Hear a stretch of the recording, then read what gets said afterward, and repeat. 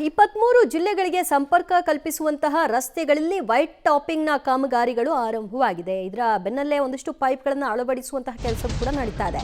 ಹಾಗಾಗಿ ವಾಹನ ದಟ್ಟಣೆ ಹೆಚ್ಚಾಗುತ್ತೆ. ವೈಟ್ ಟಾಪಿಂಗ್ ಕಾಮಗಾರಿ ಭಾಗವಾಗಿ ಪೈಪ್ಲೈನ್ ಅನ್ನು ಅಳವಡಿಕೆ ಮಾಡ್ತಾ ಇದ್ದಾರೆ. ರಾಜ್ಕುಮಾರ್ ರಸ್ತೆಯಲ್ಲಿ ಹೋಗೋರಿಗೆ ಇದರ ಅನುಭವ ಸಾಮಾನ್ಯವಾಗಿ ಆಗಿರುತ್ತೆ. ಪೈಪ್ಲೈನ್ ಅಳವಡಿಕೆ ಹಿನ್ನೆಲೆಯಲ್ಲಿ ವಾಹನ ಸಂಚಾರಕ್ಕೆ ಅಡ್ಡಿಯಾಗ್ತಾ ಇದೆ. 23 ಜಿಲ್ಲೆಗಳಿಗೆ ಸಂಪರ್ಕ ಕಲ್ಪಿಸುವಂತಹ ರಸ್ತೆ ಅದಾಗಿದ್ದು ಸಂಚಾರ ಅಡಚಣೆಯನ್ನ ಜನ ಎದುರಿಸ್ತಾ ಇದ್ದಾರೆ. ಕಾಮಗಾರಿ ಬಳಿಕ ರಾಜ್ಕುಮಾರ್ ರೋಡ್ ಕೂಡ ಬಂದ್ ಆಗುತ್ತೆ.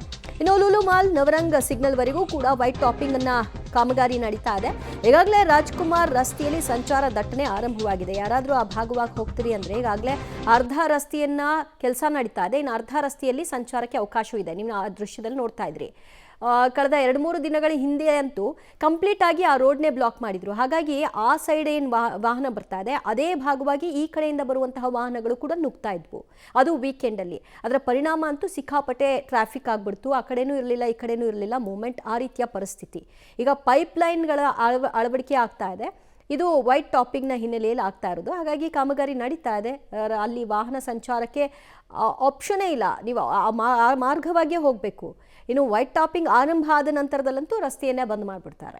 ಆಗ್ತಾ ಇರುವಂಥದ್ದು ವೈಟ್ ಟಾಪಿಂಗ್ ಕಾಮಗಾರಿಯ ಭಾಗವಾಗಿ ಜಲಮಂಡಳಿ ಪೈಪ್ ಅಳವಡಿಕೆ ಕಾರ್ಯವನ್ನ ಮಾಡ್ತಾ ಇದೆ. ಹೀಗಾಗಿ ಈ ಭಾಗದಲ್ಲಿ ಸಾಗುವಂತಹ ವೆಹಿಕಲ್ಗಳ ಪ್ರಮಾಣ ಏನಿದೆ ಅದು ನಿಧಾನಗತಿಯಲ್ಲಿ ಸಾಗುವ ಸಾಧ್ಯತೆ ಇದೆ.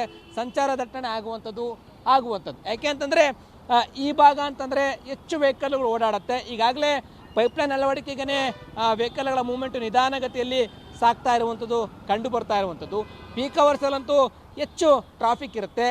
ಈ ಸಮಸ್ಯೆ ಮುಂದಿನ 4-5 ತಿಂಗಳುಗಳ ಕಾಲ ಇರುತ್ತೆ ಅಂತ ಹೇಳಿದರೆ ತಪ್ಪಾಗಿಲ್ಲ.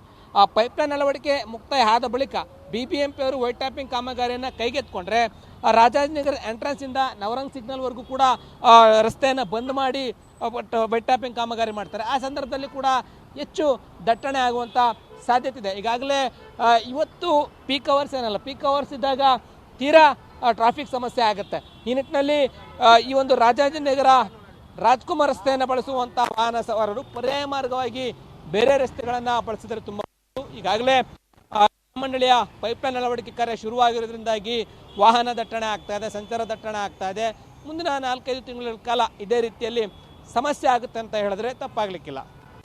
ಕ್ಯಾಮರಾ ಪರ್ಸನ್ ಯಶವಂತ್ ಜೊತೆ ಲೋಕೇಶ್ ಕೊಡಗದಲ್ಲ, ಪಬ್ಲಿಕ್ ಟಿವಿ ಬೆಂಗಳೂರು. ರಾಜ್ಕುಮಾರ್ ರಸ್ತೆಯಲ್ಲಿ ವಾಹನ ಸವಾರರಿಗಂತೂ ಸಿಕ್ಕಾಪಟ್ಟೆ ಸಮಸ್ಯೆ ಆಗ್ತಾ ಇದೆ. ನಮ್ಗೆ ಗೊತ್ತಿರೋ ಹಾಗೆ ಕಾಮಗಾರಿಗಳು ಯಾವುದು ನಿರೀಕ್ಷಿತ ಸಮಯದಲ್ಲಿ ಮುಕ್ತಾಯ ಆಗೋದೇ ಇಲ್ಲ. ಸಿಕ್ಕಾಪಟ್ಟೆ ಟೈಮ್ ತಗೊಳುತ್ತೆ. ಈ ಒಂದು ಕಾಮಗಾರಿ ವೈಟ್ ಟಾಪಿಂಗ್, ಈ ಪೈಪ್ ಅಳವಡಿಕೆ ಮುಗಿಸೋದು ಯಾವಾಗಲೋ, ಆ ವೈಟ್ ಟಾಪಿಂಗ್ ಮುಗಿಯೋದು ಯಾವಾಗಲೋ, ಅಷ್ಟೊತ್ತಿಗೆ ಅದಿನ್ನೆಷ್ಟು ಸಮಸ್ಯೆಯನ್ನು ಜನ ಅನುಭವಿಸ್ಬೇಕಾಗುತ್ತೋ.